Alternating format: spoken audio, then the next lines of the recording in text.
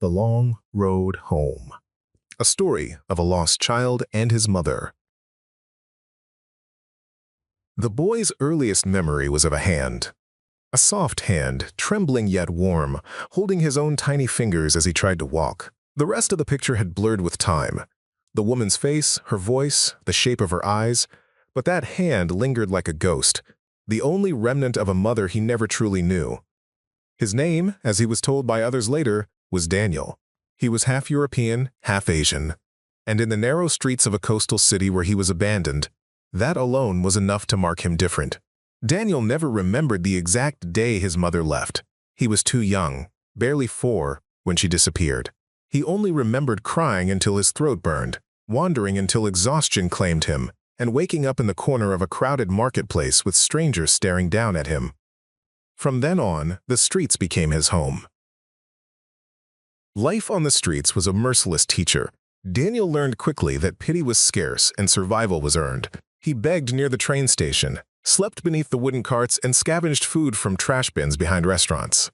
By the age of 8, he knew which baker tossed out bread too early, which guard looked the other way, and which nights were safest to sleep near the church steps. His mixed features drew constant attention. Children mocked him, calling him the foreigner's mistake. Adults regarded him with suspicion, as though his very existence carried shame. Some muttered that his mother must have been disgraced, that his father was a foreign soldier who had vanished after the war. Yet Daniel carried inside him a small, stubborn spark, the memory of that trembling hand, and the faint lullaby he sometimes heard in his dreams. He told himself that his mother hadn't abandoned him willingly.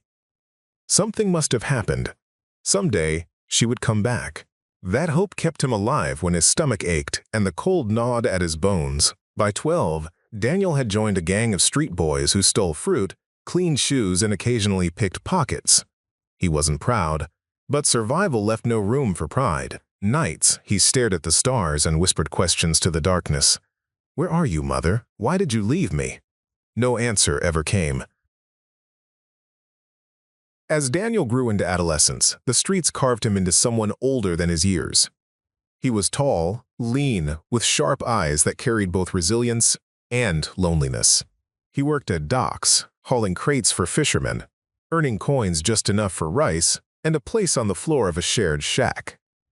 Sometimes sailors would mistake him for one of their own. "You've got your father's blood," they'd say, though Daniel had never met the man. He was trapped between two worlds, too foreign to be fully accepted by the locals, too poor and rootless to belong anywhere else. Inside him, bitterness brewed. Why had fate cursed him with this bloodline? Why had his mother vanished without explanation? Was he simply a mistake she wanted to erase? Yet, in quieter moments, he imagined different stories. Maybe she'd been forced to give him up. Maybe she was alive, waiting, searching. Maybe, just maybe, she still loved him. Daniel carried those questions like stones in his chest. They weighed him down as he moved from job to job, washing dishes, carrying bricks, even singing in bars for spare change.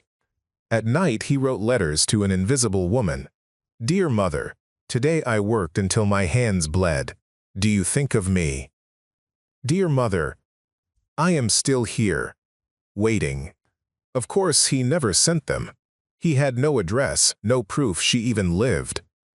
But the act of writing kept his heart from hardening completely. Daniel was 20 when fate intervened. It was a rainy evening at the port. He was stacking crates when an old man, a retired dock worker, watched him curiously.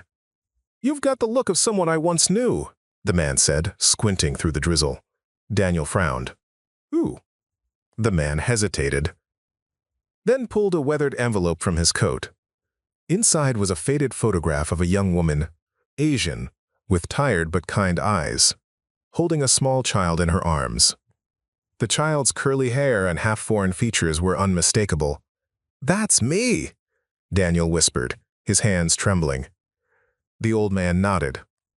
"She came here often, 20 years ago. Your mother. She worked cleaning houses. She cried a lot.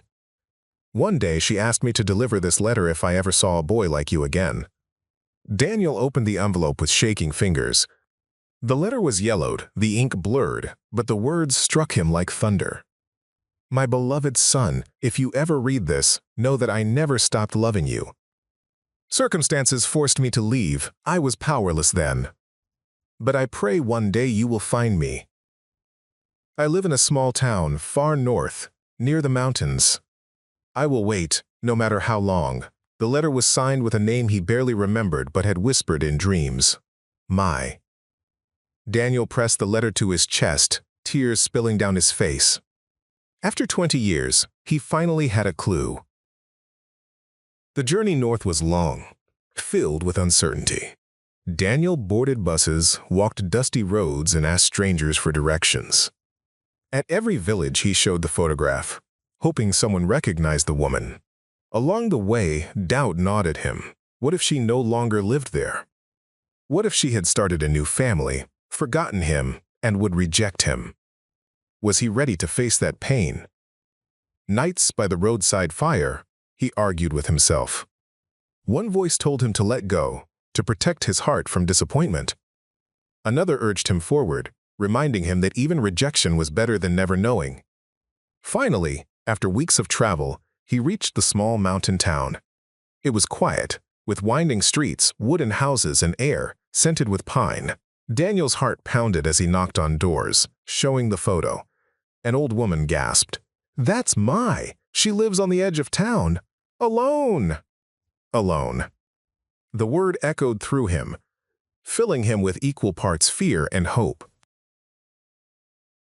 The house was small, with faded paint and a garden of wildflowers.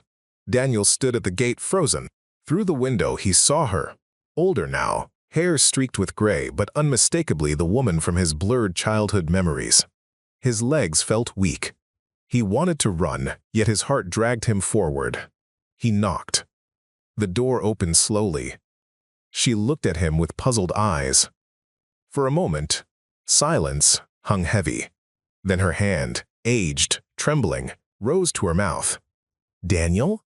she whispered, voice breaking. He swallowed hard. "Mother, it's me." Tears streamed down her face as she reached for him, pulling him into a trembling embrace. Daniel stiffened, torn between anger and longing, then melted into her arms. The scent of her hair, the warmth of her touch, it was the same hand he remembered from his earliest memory. "I am so sorry," she sobbed. "They forced me. I had no choice. I searched, but you were gone. I never stopped praying for you." Daniel's chest ached. 20 years of hunger, loneliness, and pain screamed inside him. He wanted to shout, to demand answers. But instead, he wept like the child he had once been, clutching his mother as if afraid she would vanish again. "Why?" he whispered. Through tears, she explained, a story of shame, of a forbidden love with a foreign man who left, of relatives who tore her child away, of desperate years spent searching. Daniel listened, torn between sorrow and relief. At last, he whispered, "I don't care about the past. I just wanted to find you." That evening, they sat together beneath the flickering lamp, mother and son reunited after 2 decades of separation. They spoke of lost years, of dreams, of wounds that time had not healed. Daniel realized that forgiveness was not a single act, but a journey. The scars of his childhood would never fully fade, yet the presence of his mother offered something he had long forgotten: belonging. The boy who once slept under market stalls now had a home. The woman who once cried into the night now had her son's hand in hers again. As dawn rose over the mountains, Daniel whispered, "I'm home, Mother." And for the first time in 20 years, he believed it.